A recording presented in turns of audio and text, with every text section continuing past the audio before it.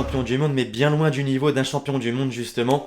L'équipe, j'espère que vous allez bien aujourd'hui. Nouveau ActuFoot, la trêve internationale est désormais actée. Il était temps pour l'équipe de France qui a clôturé ses 6 matchs de Ligue des Nations avec une seule victoire au compteur. Heureusement que l'Autriche a fait pire pour nous éviter une relégation en Ligue B. Par contre, il y a de gros désavantages à finir 3ème du groupe. D'une part car les Bleus seront dans le chapeau 2 lors du tirage au sort des éliminatoires de l'Euro 2024. Le 9 octobre. Et d'une autre, le plus inquiétant, c'est qu'on a terminé sur une défaite contre le Danemark. Les Danois nous ont battus à 2 reprises et redeviendront notre adversaire le 26 novembre prochain lors de la phase de poule du mondial. Il y a vraiment de quoi les craindre et surtout au niveau du visage affiché. Bref, les amis, vous connaissez la recette. Pensez à lâcher le meilleur pouce levé pour me montrer votre soutien. J'en ai encore plus besoin en ce moment.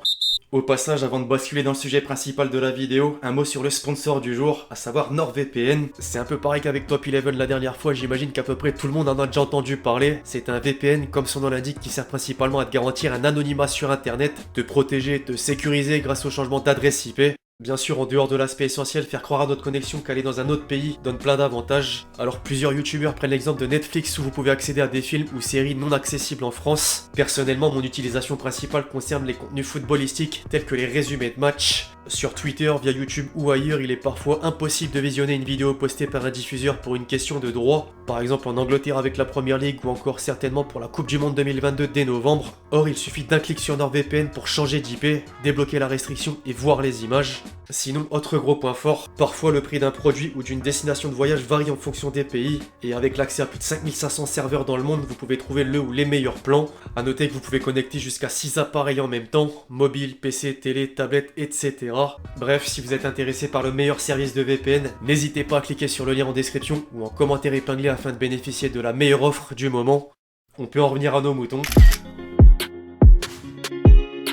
Le dernier rassemblement post-Qatar permettait aussi aux nations d'arborer leur nouveau maillot. Et finalement, si j'ai été critique lors de l'annonce, en particulier pour le maillot domicile de l'équipe de France, c'est tout le contraire sur le dos des joueurs. Malgré le manque de la couleur rouge qui apparaît sur les chaussettes, je le trouve très énervé. Au même titre que l'Allemagne d'ailleurs. Le bandeau central et vertical noir avec les logos en doré ressort parfaitement. Idem à propos des éléments historiques du maillot extérieur de la sélection tricolore. J'avais aimé lors des shootings photos, j'aime encore plus sur le terrain. En parlant de maillot extérieur, si on quitte l'Europe pour le continent américain, l'Argentine tient la masterclass. Les nuances de violet représentant les flammes sur la partie basse font tellement la différence. Puis c'est parfait pour continuer le record d'invincibilité de 35 matchs de l'Albi Céleste. Le Brésil de son côté met tout le monde d'accord sur un classique avec la couleur jaune légendaire. D'ailleurs je crois que les deux dernières équipes citées vont vraiment aller loin à la Coupe du Monde. Même certains Brésiliens s'avancent à l'image de Neymar. C'est le meilleur Brésil avec lequel il a joué depuis ses débuts. Enfin, pour boucler ce tour d'horizon des maillots, un clin d'œil au Canada. Lors de la victoire des Canadiens face au Qatar vendredi dernier, Jonathan David a célébré son but d'une manière particulière. Il a caché le logo Nike en signe de protestation contre la marque qui n'a pas souhaité concevoir de nouveaux maillots pour la Coupe du Monde. C'est la seule nation qui n'aura pas de tenue. Peut-être que Nike s'attendait à ce qu'il n'y ait pas de qualification. Au final si, et bravo à eux d'ailleurs.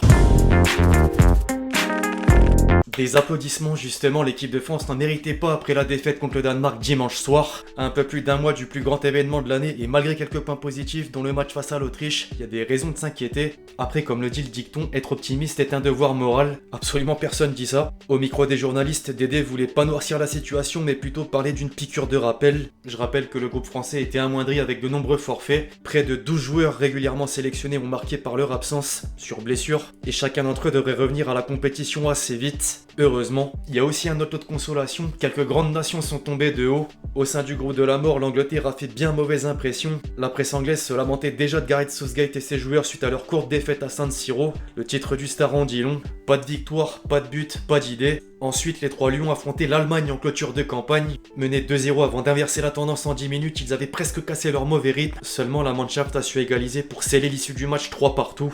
Cette fois, les tabloïds se divisent en deux, à la fois pour souligner la combativité de l'équipe avec Kane qui a stoppé sa longue disette de 344 minutes sans marquer. 344 minutes effectivement. Puis pour pointer du doigt les erreurs de certains éléments dont le gardien est Harry Maguire. Le contraste se voit sur plusieurs unes avec le Télégraphe qui parle d'extasie et d'agonie, le Mirror de héros et de méchants au pluriel, tandis que le Sun fait pas les choses à moitié avec les deux malheureux au premier plan. Le défenseur a beau fermer les yeux sur les critiques, mais les erreurs à répétition ne cessent d'être analysées sur le ton de la blague.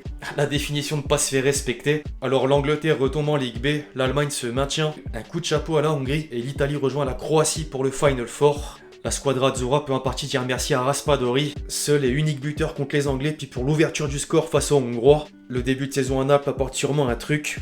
c'est obligé même. Sinon, en parallèle, les deux groupes restants ont donné les Pays-Bas et l'Espagne pour compléter le dernier carré. Ce quatuor est vraiment pas dégueu franchement. Les Oranges sont pas tombés dans le piège de la Belgique en l'emportant sur la plus petite des marges, alors que l'Aurora a réussi à faire oublier sa défaite contre la Suisse en venant à bout du Portugal dans les derniers instants grâce à Morata. Les quotidiens espagnols sont unanimes et félicitent largement l'équipe nationale. Une fin heureuse pour As, épique pour Sport et forcément cruelle pour le Portugal. Abola met en avant la déception de Ronaldo avec le mot en gros et constate qu'il n'y arrive plus. La star portugaise n'a pas trouvé le chemin défilé même lorsque les siens gagnaient 4-0 récemment. En tout cas, il se souviendra de ce rassemblement du mois de septembre, notamment pour ce choc qu'il a mis au sol et surtout en sang contre la République tchèque. A noter que ces derniers descendent en Ligue B à leur tour au même titre que le Pays de Galles de Gareth Bale.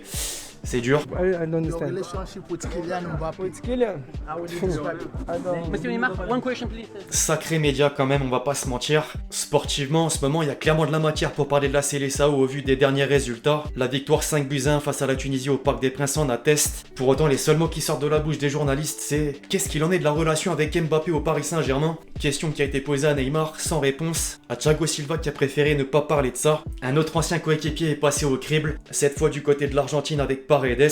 Idem, l'Argentin botte en touche et dit même qu'il n'avait pas de relation avec lui. Quand on sait qu'il y avait des clans sud-américains et autres, l'entente dans le vestiaire peut clairement être remise en question.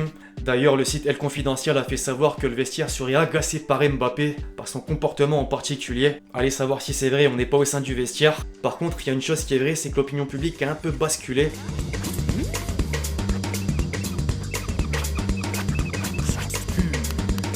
BR Football qui n'est pas n'importe qui sur les réseaux sociaux. Heureusement, entre guillemets, quand c'est Messi qui parle de Kiki, un compliment apparaît.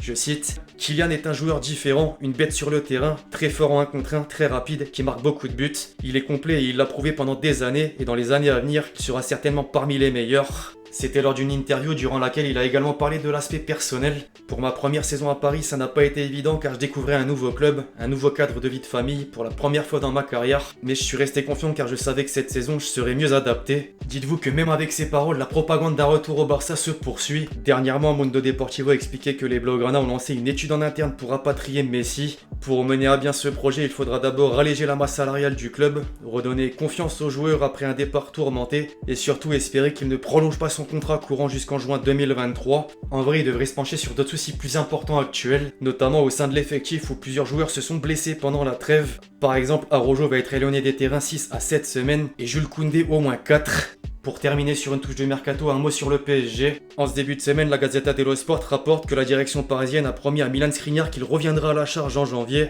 Mieux, Paris est prêt à proposer 30 millions d'euros pour le recruter à l'Inter. Mes Parisiens, vous êtes pour ou contre? Dites-moi dans les commentaires, je dirai tout ça avec attention. A mon tour de lire un commentaire justement avec la traditionnelle question de l'abonné. Les égos peuvent-ils être mis de côté pour voir à la fois Giroud et Benzema en équipe de France, karting, Formule 1? Oui, concrètement, Benzema est indispensable titulaire, tandis que Giroud a prouvé notamment lors du dernier rassemblement qu'il était important pour l'effectif, pour le collectif, pour le groupe. Je veux que les deux soient là. Second poteau, Pavard!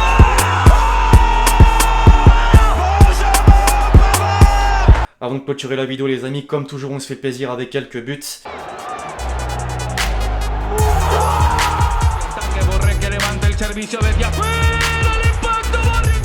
Alors que Benjamin Chesco est trouvé sur cette équipe, tente la reprise de vrai! Aqui não, queridinha. Aqui não, borboleta. Olha a cruzada. Bola pro Nadson. Vem trabalhando no time do Santos. Grande lance do Nadson. Vem pra linha de fundo. Grande lance, cruzamento. Golaço!